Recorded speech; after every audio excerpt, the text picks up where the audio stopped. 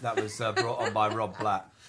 So web native this week, very random as usual, but I wanted to talk about something that I noticed in South by because I'm old, and these are a bit immediate, aren't they? Careful. I wanted to talk about one of the things that when you're 20, going to as many clubs as possible is the goal. It's sort of like it's the new pub crawling, isn't it? Bar to bar, bit of music. There's music any good in it? Don't like it. Somewhere else. It's like living out Twitter, but in a nightclub. But Twitter leads to that as well, because where before text messaging and before Twitter and geolocation, you would arrange with your friends to go out and you would meet at a location. You would all meet up, wait, and then you'd go out. Whereas now you can drop in and out because you can find out where people are, where they're going. You can announce that, hey, there's an offer here, and so that's changed the social movement of people around bars. It must have done.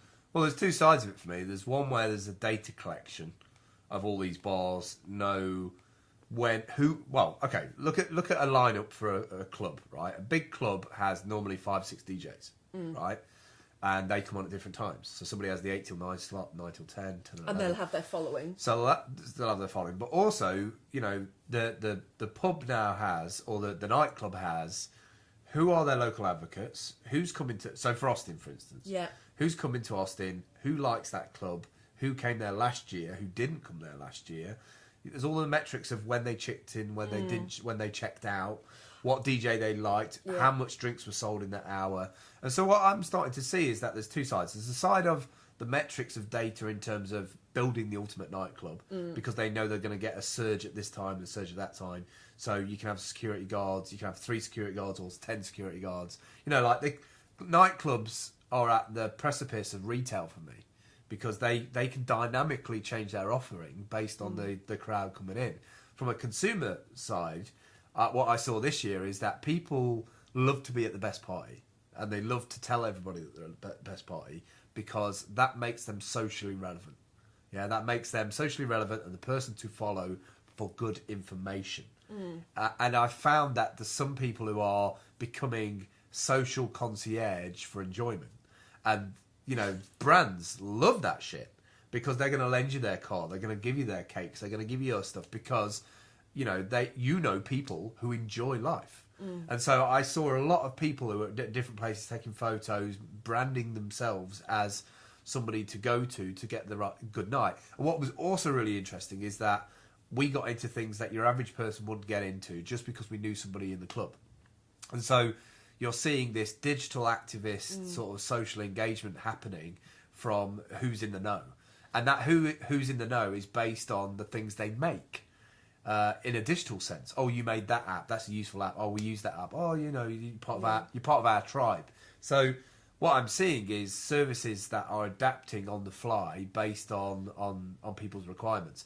And for a 40-year-old, it's, well, for me personally, not a 40-year-old, but like, it's a bit overwhelming, because it's sort of like, I'll stay in this club for an hour and a half, I'm fine. But it's sort of like, no, I've seen a picture and a photo, and the music's great over there at the minute, and like, they've got free drinks. Was this the rest of the group that you were with? Well, like, we had a group me channel, so you're sort of seeing people say, because we were split up. Okay. There was 10 of us, but there was 2 here, 3 there, 2 there, 4 there. Then we joined up for a bit, then we split off for a bit, then we joined up for a bit. And it was this... And you knew where each other was, because that's often you can get lost. So who chose to pick that particular platform? Well, I think Group Me had been used the year before, but also there was I was in SXSW Shenanigans, which was full of about 30 people who were giving the back channel to the back channel. So they were like, you know, I'm at this party, I know where this secret party is, go to this address, go to that. And I think what we're seeing is that there's a group of, I mean, people who don't use technology whatsoever. They're missing out on all of this ephemeral data that's going on. You know, the reason why people don't go out is because they have these notions in their head that it's rough, or it's aggro, or it won't be a good night, or sometimes it's hit and miss. There's no consistency to it, what the social layer does is it adds that consistency in there. It's sort of like the business who holds the event can do something about the social impact, and the people doing the social impact can change. So it's sort of like improvement, like real-time improvement. And it's intense to take in, but I think the digital nightclubs of the future are going to use this to, make their offering better than the building next door. So nightclubs of the future, somebody should be on that. I'm going to blog about it. Yeah. That's my new blog. That's it for this week. Catch up with you next week. Goodbye.